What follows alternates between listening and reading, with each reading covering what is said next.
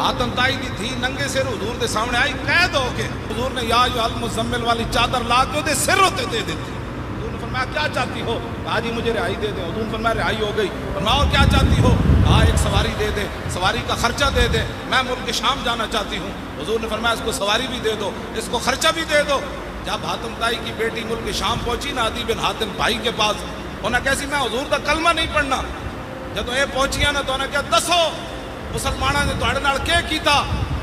عدی بن حاتم کی بہن کہنے لگی اے جے نہیں مزہ نہیں آنا، تو جا تے صحیح ایک باری ویکھ تے تے حضور دا چہرہ انور کیوں جا، حضور دیاں زلفاں کیوں جیاں، حضور مسکراندے کیوں جائیں، حضور گلاں کیوں جا کردے، حضور دے ہاتھ کیوں جائیں، حضور چل اینج نہیں تینوں سمجھ آنی، اتھے ایک باری جا صحیح تو، پھر میں بھی آ رہی ہوں کلمہ پڑھن، تو چل میں تینوں لین آئی ہوں۔